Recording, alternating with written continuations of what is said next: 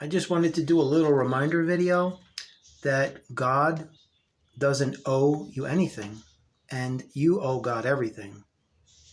All the complaining you've done over the years of your life to God, why you don't have this, why you don't have that, but can you ever remember a time that God has ever complained to you about anything at all? Ever?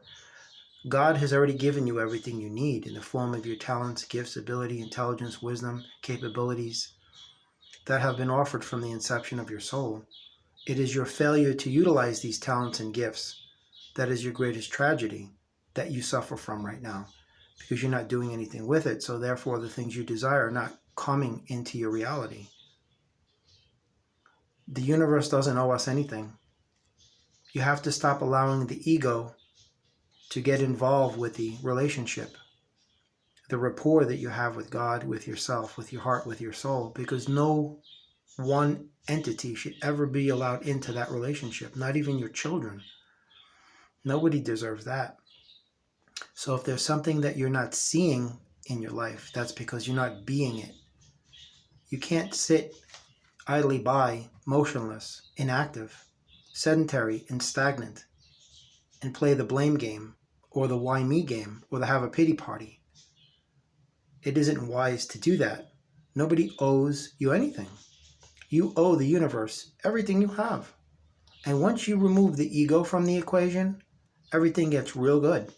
Because then the veil is lifted, metaphorically speaking. Because then you no longer have all of these excuses why you don't want to do this, and all these reasons you're blaming people. And other people, he did that, she did this, that's why I don't have this, that's why I'm here, this is why my life is this. You know, it didn't work out the way I wanted. You can change your life at any time. No reality is indelible, irrevocable, or immutable. You can change reality just like you can change your shoes. It happens that quickly because you are the energy to which your reality is being animated. So you have to understand and recognize you are the life force blood of whatever it is that's transpiring around you to a certain extent. You are not wholeheartedly or completely responsible for your reality, because reality is energy, blending, mixing as an amalgam, a colloidal emulsion of all of the energies in the universe, not just human beings. So if you're having an amazing day and you're going into the public eye and you're walking around, somebody's externalized negative emotional energy is transferring to you. That can affect you adversely. And you're not even aware of it. You're unconsciously absorbing continuously. You're integrating and assimilating it. You acclimate to things and then you transfer that. It's like somebody's handing you their box of garbage and you say, okay, I'll carry it. And that box of garbage starts to affect you because it's toxic. And then you hand it off to somebody else. And then you make them just as sick as you and the person that gave it to you. That's how it works. Stress is the number one killer in this world, not only of people, but any living creature. Nobody is immune to the adverse effects of stress. Stress is an artificially induced volatility. That's why they permeate the atmosphere with it, because it manifests itself into tangible physical ailments such as cancers and all forms of exotic sicknesses that probably have no cure.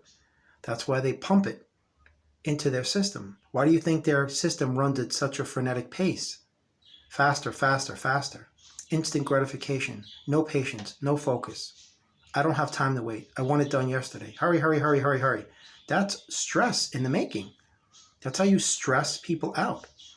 Don't think that when you get stressed out by somebody else, or if you're doing it to yourself, that you're somehow exempt from the adverse effects of stress, or it's not affecting you, as if you're walking into a room that's plagued with a disease or a virus, and you can somehow think that you're immune to this. You're not immune to the effects of stress. And the worst type of stress is the stress that you are artificially inducing into yourself, because the human mind is comprised of two separate hemispheres, one of dark, one of light, divine consciousness, demonic unconsciousness, consciousness and matter, physical and the metaphysical, matter, antimatter. So half of your brain is heaven, the other half is hell. You've got to find the in-between, the balance, to blend them together. It's like I've said in a previous video with a water faucet. You've got hot and cold, then you can mix them to the desired temperature. And then whatever comes out of that spout is what you're looking for. Well, that's how you can work with your brain. You are essentially stuck with your brain until your body dies. Or should I say, the physical reaches terminus and transfers form. Yet, stress is an allowable entity simply because you keep inviting it, creating it, manifesting it, perpetuating it, feeding it, and you keep making excuses why you're okay in this really bad place. When you condone the actions of someone of a horrible nature, you are pacifying them to continue by making excuses. And the same holds true for the self-abuse that you've inflicted upon yourself from day one. You've got to let all of it go. You've got to let all of it go. Get curious as to why it is you feel the way you feel, what you do, what you say, how you act, interact, react, overact, all of it. Why are you the way you are? And what's causing you to be that way? Get to the root cause of it. And then if it's something that is if it is of an uncomfortable nature, then remove it or modify it, repair it, change it, replace it. Because if something cannot be repaired, it has to be replaced. And yes, that holds true for relationships with people. And not just your husband, your wife, your girlfriend, boyfriend, your children, your family members, friends you've known for 30 years. If something isn't working out and you cannot repair it, you cannot meet in the middle, then it has to be replaced or removed. An individual must recognize the necessity for change within themselves or change will never come. You have to learn to accept people at face value. Never expect anything from anyone and you will never be disappointed, and that especially goes for yourself. Don't ever place any unrealistic expectations upon yourself. Don't ever allow your life's missions and soul's purposes to be goal-based achievements, because this is the system hard at work getting you to destroy yourself. You aren't put here to be a CEO of a company. You were put here by God for many reasons and purposes that may escape you in the moment. But you weren't put here to pursue happiness and to chase your dreams and to run after money and to destroy everybody in the process that gets in your way of you getting your profit. There's a special place for those people. And it is not heaven. And when I say heaven, I'm not talking about some lofty, noble, glorious, majestic, castle floating in the clouds. That's nonsense. Heaven is your heart and soul. You have to understand that if you're stressed out, you're allowing it, and you're continuing it by condoning it, by pacifying it, making excuses. Don't own anybody's negative emotional energy in any facet, in any incarnation, in any function, in any form. That goes for the closest people to you. But you'd be surprised.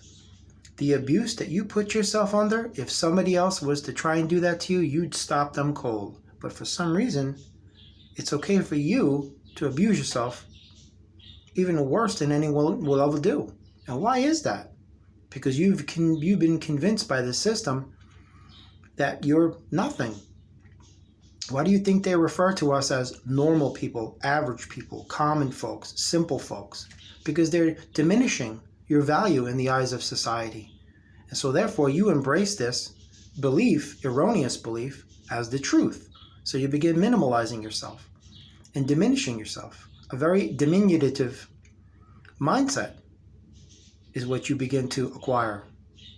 And then you proclaim this as the gospel of your life. That's why they say giving is better than receiving. No, it's not. They tell you giving is better than receiving because when you give, always, you leave yourself with nothing. So that's why you have so many impoverished people in the world. That's one reason, not the main reason. And that's a whole other video right there. But stop stressing yourself out. It's unnecessary.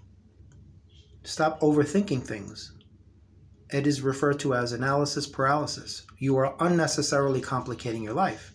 You're manifesting these things called problems, which are really illusions. Then you have to expend an inordinate amount of your time, attention, effort, and energy on diffusing what should have never been manifested in the first place. Just be kind to yourself. Just the way you can find love and kindness and forgiveness for others, you've got to teach yourself to give it to yourself. Because you cannot heal anyone unless you heal yourself. Healing is freedom. Freedom is love. If you don't love yourself, you can't love anyone else. And if you profess to love someone else and still do not have self-love, then you're a liar. not only to those individuals, but to yourself, because you can't lie to God.